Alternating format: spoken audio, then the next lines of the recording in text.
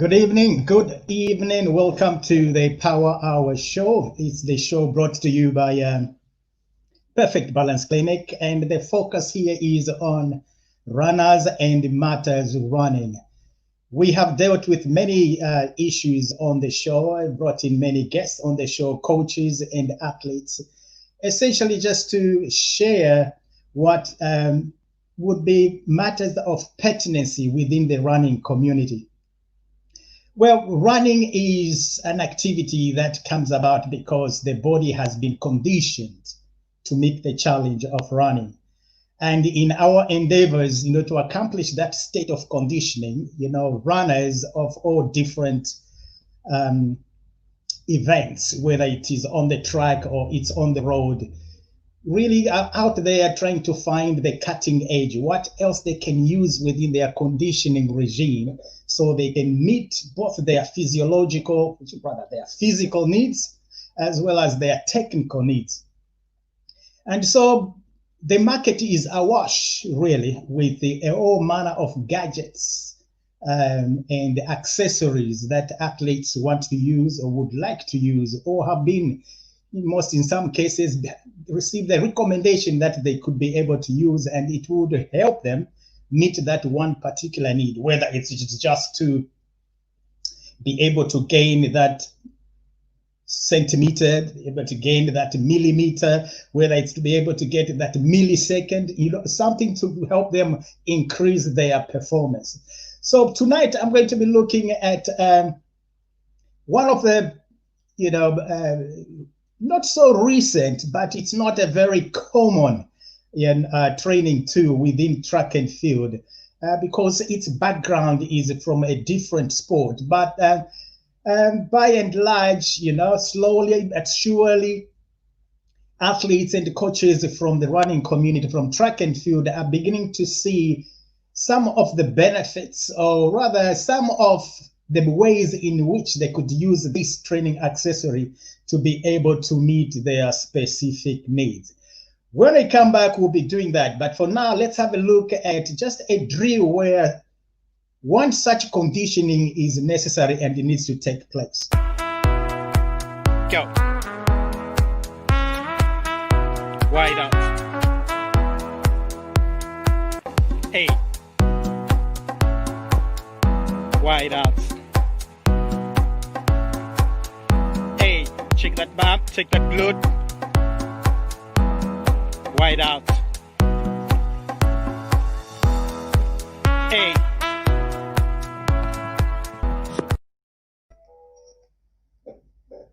Now, drills are a commonplace thing, for track and field, and in most sports as well.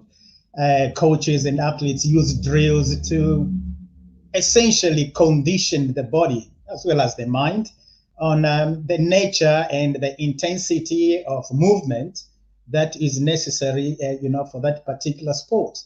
And in that little clip there, you see an athlete there, Ellie Baker, using drills for a particular purpose. And in this case, she was recovering from an injury. So this was a phase within her conditioning where she is looking to return to performance. And because there was a break there with the injury, a lot of systems and patterns within her gait had changed to accommodate the injury. So there were compensations that had taken place. And to renegotiate that terrain of compensations, then the need was there to bring her back down, strip down all these compensations and to start planting in new movement patterns.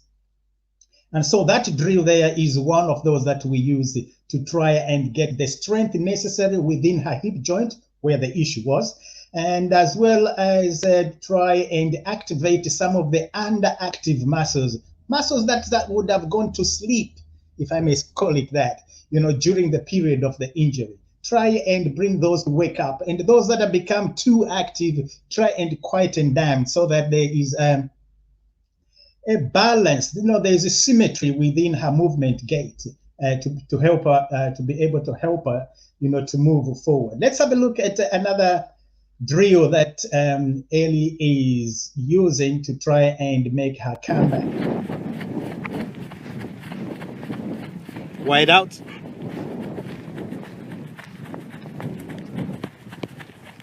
Power.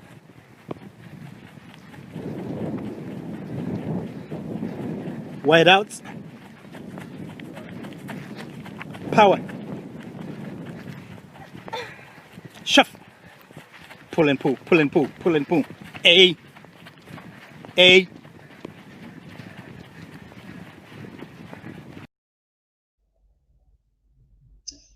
So there you go. There's the wide outs, there is the shuffle, the straight leg shuffle. One would say Ellie is using her own body weight there as the main source of conditioning, and using her body weight to bring about the technical movement constructs that are necessary for her to return to fitness, but also for her to be able to perform the specific movement patterns that are necessary for her event. She's a middle distance runner. So focusing that drill there is, in essence, an engagement or an indulgence in conditioning, i.e., which muscles must be recruited and at what rate they must be recruited so that they can come to bear on the demands of movement that she wants to accomplish, or the movement task that she wants to accomplish as a middle distance runner. I'm going to look at another drill that, this one is also common among athletes, when you want to put them in a state of instability and therefore they have to recruit, their core systems, whatever core that is, because core is not just relative to the trunk, core is relative to every muscular group that is involved in the movement, in any specific movement. So the core components in those movements, that is what is being pursued here. And in some cases, coaches will put their athletes on surfaces that are unstable, so that would maximize the need for recruitment of their core systems, whichever core systems that they'll be working on in that particular session. Let's have a look at this one.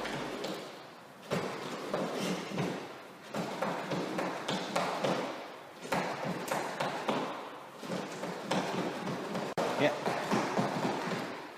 Cool. Cool.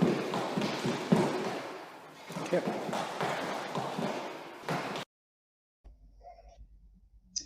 So that was about almost maybe 8 to 10 weeks into the post-rehab training period, and you can see obviously the rate of execution there is fairly high, and the intensities there are also getting close to training and rest mode. And the surface there, this the wobble board that she's using there is only there to enhance the concept and the need for her to be stable as she's doing that. So a lot of joint activation there to ensure that her joints are in the correct position, because it's only when the joints are in the correct position that the appropriate muscles are recruited for that specific job that you want to get done, with minimum, with minimum effort and maximum output. So efficiency is probably what one is looking at. Now, that's that about conditioning and drills as part of the conditioning regime at the track and field. Mostly with the sprinters, not so much with long distance runners, because they think, they'll have their drill on the run. The run is enough in itself, just go out for a run and that's it. That's how I warm up. That's how I get my body ready to run. But of course, the higher demands you place upon yourself, the sooner you realize maybe that is not the correct strategy. The strategy is to get back and apply and do every one of the necessary preparations that you must do before the run itself, so that you are getting more out of that particular run. Now, Vertimax, that's the machine I was going to talk about, that I'm going to focus on here. Vertimax is not a very popular piece of equipment. One, it's cumbersome.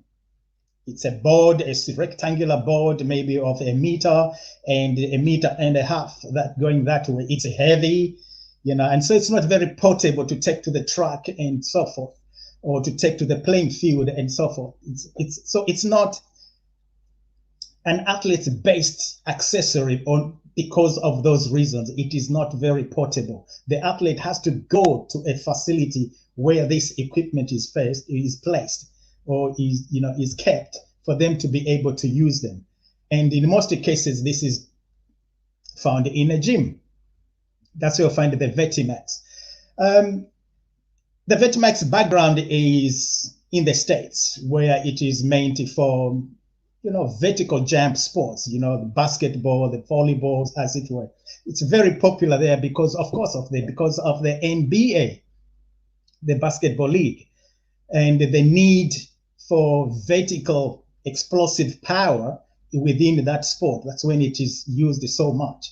And not so much in track and field, because the vertical component, apart from the jumpers, your high jump and maybe your triple and long jumpers using that, most of the athletes, will look elsewhere on how to, condition themselves in the vertical power component, because really it's not a dominating feature, as it were, for their desired sprinting. However, innovative coaches have found ways in which they can use the Vertimax, to meet certain components of track and field, even for sprinters, for that purpose. The first one that they use is really for conditioning. Sprinters and even long, middle, and road runners do certain drills to try and condition various components of their musculature. And the Vertimax comes in handy, at such times. I have a few clips from some of our colleagues. Let me have a look here. Yes, I've got this one here. Let's just have to see how they have it.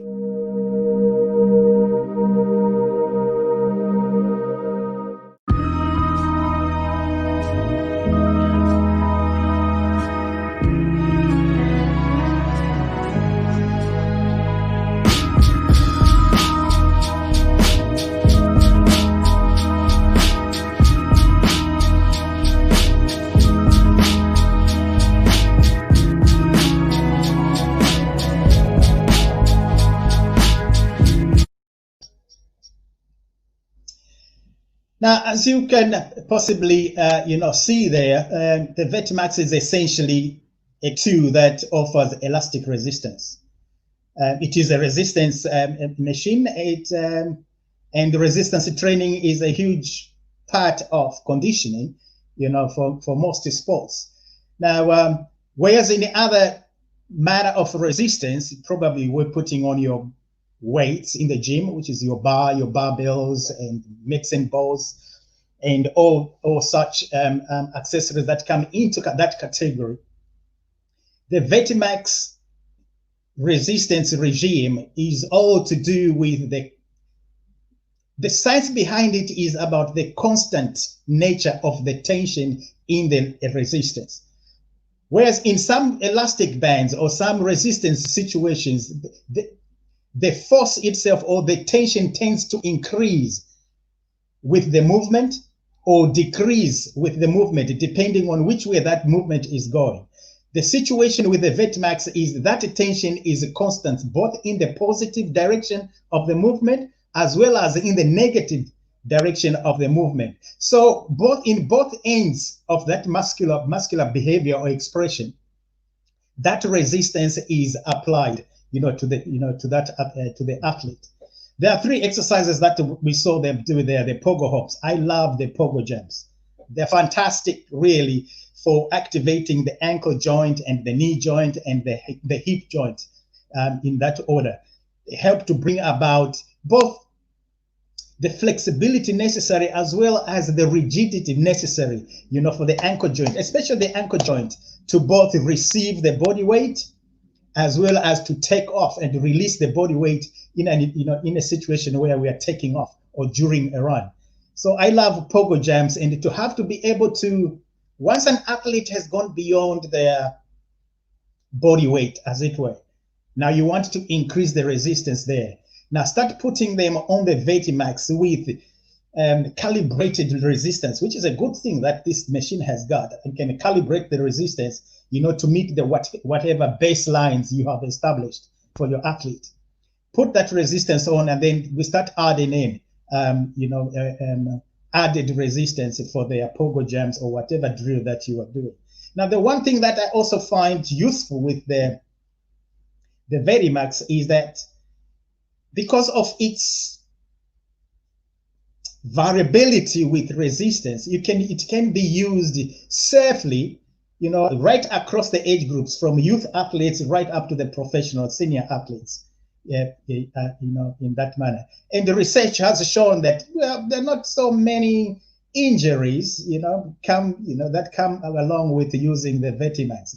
And of course, not many athletes fail to improve because they've been using the Vertimax as well. So it kind of falls within the group of training accessories that one would find, their efficacy is quite high up there, and worth using. I'm not so sure about the squats there, from a track and field point of view, the depth going the full squat as our colleague was performing there. You probably, coaches would have different views on how deep that squat should be going, for the athlete. I suppose also depending on what phase of the season and for what purposes they are trying to get the strength from the squats. As for the explosive step-ups, those will be brilliant for any sprinter, I'm sure they would be. And to be able to add resistance on there, that is even fantastic. Let's have a look again at our colleagues here from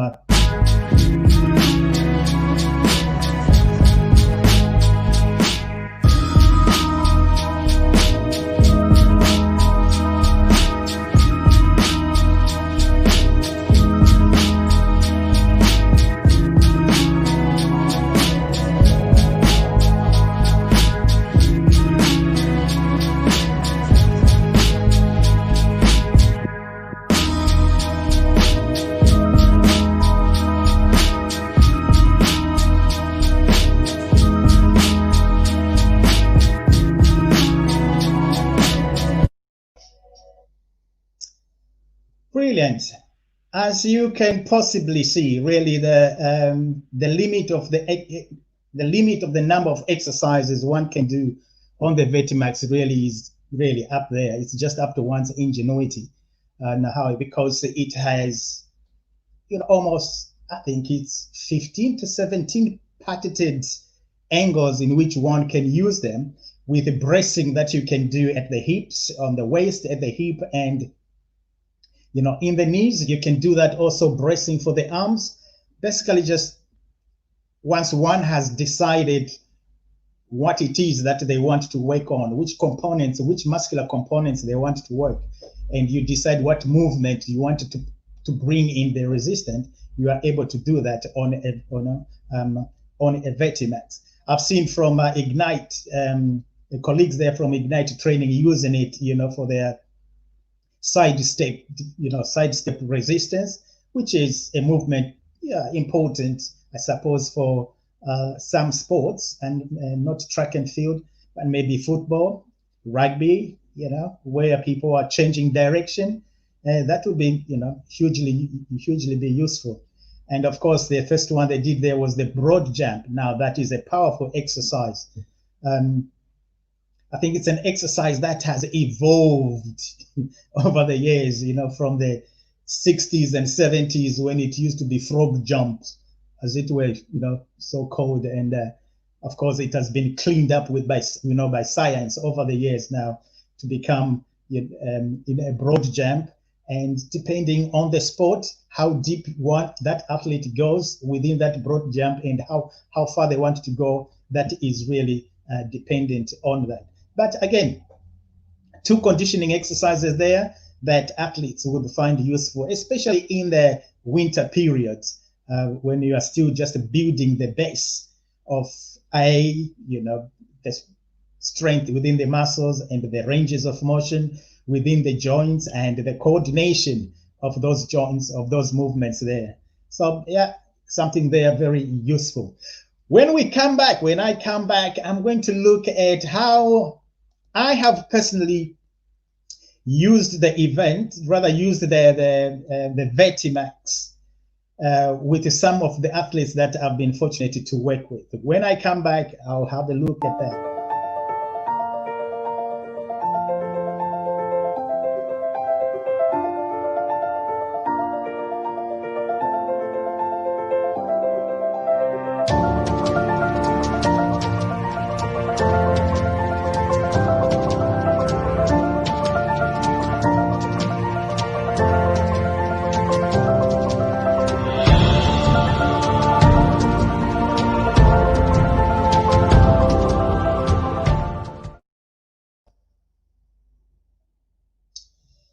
If you've just joined me, welcome to the show. I'm talking training accessories, in particular the Vertimax, which is one training accessory that I find very, very useful. And athletes that I work with seem to enjoy working on it. It has a certain buzz that it gives athletes, like most accessories, there's that psychological component to it as well, that to get them going on it. How athletes would probably love pulling a tire, a sledge behind them, whatever that sledge looks like, whether it's a tire or whatever, and the debate is still out there, just how much the weight should be, is it, how much weight should there be, for if you are training for the drive phase, how much weight should there be if you are training just, for power development or strength development. But as debates are, they only make us, they only improve us, they make us better as coaches and as athletes by getting into dialogue with oneself or with other coaches or with athletes. It helps us introspect and reflect, on our practice. Right, I said I would show you some of the work that I've used the Vertimax with my athletes that I've worked for. The first athlete I'll talk about, you show here, I only have two actually, is Francis Slater. Francis Slater is a sprinter and, won English schools and, developed as a youth, as it were.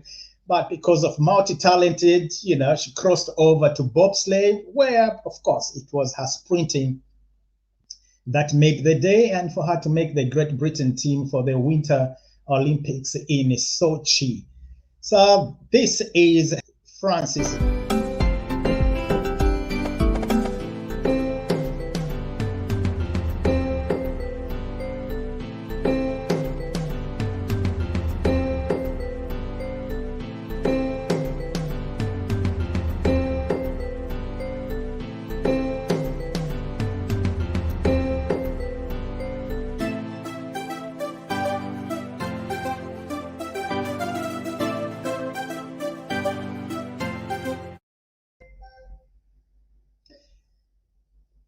Yep. I think what I'll do now, I'll just play that clip again so that it's being done. Yeah, let me get my mic on. Right. Vertical jump.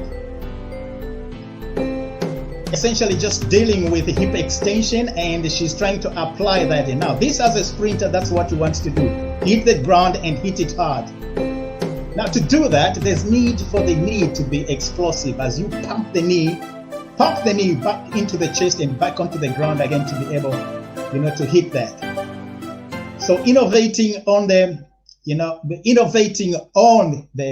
Vertimax, we were able to mimic those movements and those motions that she would have to experience, in a bobsleigh, which is during the acceleration phase. And I understand now, I know zilch nothing about bobsleigh, but what I know is about speed and acceleration. I understand the need for, reactive acceleration within a very short space of time and distance within bobsleigh. And so that is exactly what we were working on there, to try and get the body position, but also B, more importantly, increase the power output there. And to do that, we had to go the route with the Vetimax to help Francis do that. Right, let me look at the second clip that I've got for Francis and see what technical moves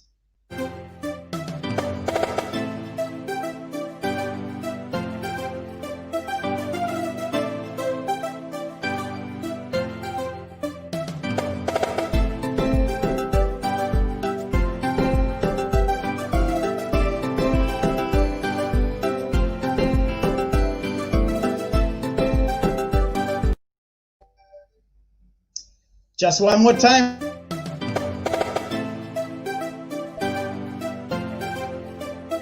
Oh yeah. That's more like, let's get on with it, Francis. Come on, let's get on with it. Hit it. Now, that's not something that's going to happen in bobsleigh. You know, that's almost VMAX mechanics going on there. It's almost VMAX mechanics going on there. Now she's almost back in 100 meter mode to do that. But nevertheless, the point there was it was adding resistance for her to be able to produce more power, more reactive power in her lower body, so she's able to deal with that Vmax section, you know, of her sprint. Yeah, so what else do I use the Vetimax apart from the lower body, you know, reactive power? I also use it, you know, for the upper body. Now, arms can be very neglected, you know, component within the movement, the profile of an athlete. We leave arms to their own will, if I may say, you know. And yet arms are an important tool of propulsion in a runner's profile. And of course, that need is greater depending on the distance that they are involved in. It's evident with the shorter the distance, the more we need the arms. And the reason is obvious. We need to produce more. We need to produce more power for us to be able to travel that short distance. The need for the arms is negated somewhat when it's a long distance, it's a marathon. You know, we're just using them maybe more for stability, except in those moments when we're really looking to hit that finish line. We want that finish line to come to us quickly. That's when that would happen. But for sprinters and for people that are looking for speed, my athletes have used the Vetimax as well, you know, to one, to bring about, because this is what it does, the Vetimax. It's all about neural memory. And so sometimes, in most cases, you know, the neural system needs to hear louder what that movement pattern is like. And to do that, we might need to put in either, you know, some resistance or repetition. Those two work well, you know, to get in the neural process, neural patterning, and to get that voice, that neural voice to be loud enough to be captured, you know, by the neural system and kept in within the muscles as muscle memory, if I may use the tired term. So I use the Vetimax to enhance that neural capture of the movement as the athlete is working under this resistance. And the resistance is such that it allows them to move at the appropriate pace, at the appropriate rate of motion that is as close to a race motion as is possible. So it's not a heavy load, neither is it a negatable load. It's a load that is probably within 5 to 10% of their movement motion and the rate of motion that is required at a particular time. So let's look at how I use the Vetimax.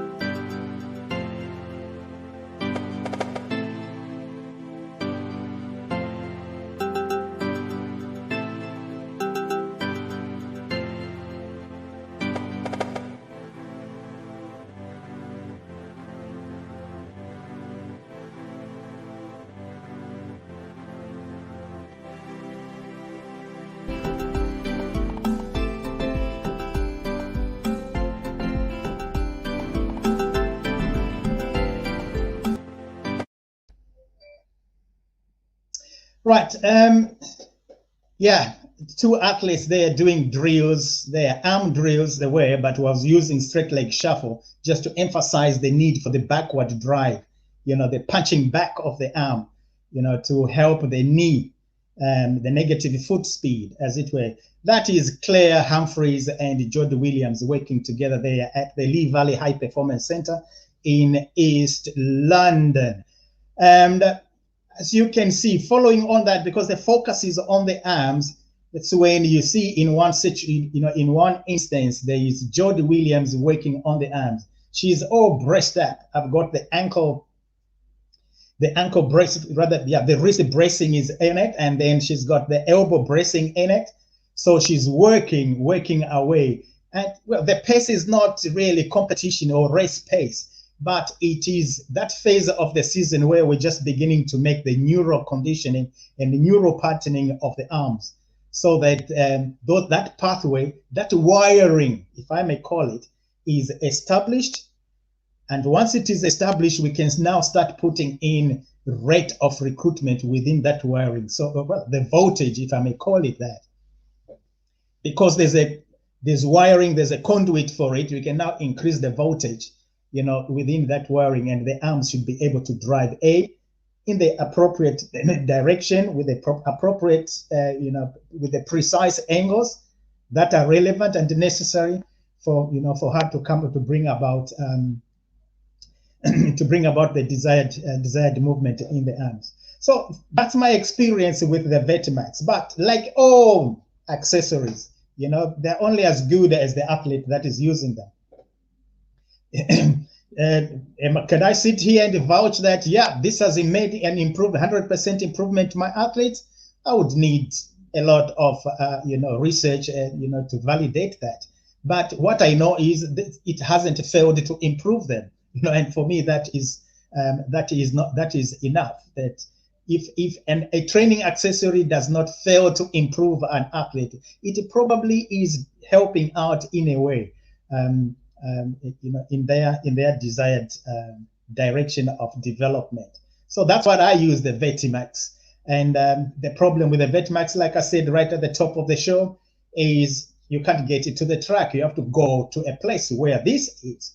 It's usually mostly in the gyms, but I have the fortunacy of being able to access it at the Perfect Balance Clinic. Perfect Balance Clinic, this tool is there in the clinic, and athletes come in and we work on it, whether they are building up their power base, or they are retaining from injury to go there, or they are working on a technical component within their sprint. That's how I use the Vertimax. Well, wow, a solo show is quite something, is it not?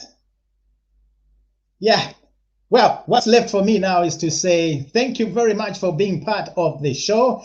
And I hope you got some insights there and some encouragement, to continue with your training, continue to meet your training goals, continue to go after your competition goals. Now that, there's easing up of all the facilities and competitions are beginning to be featured here and there.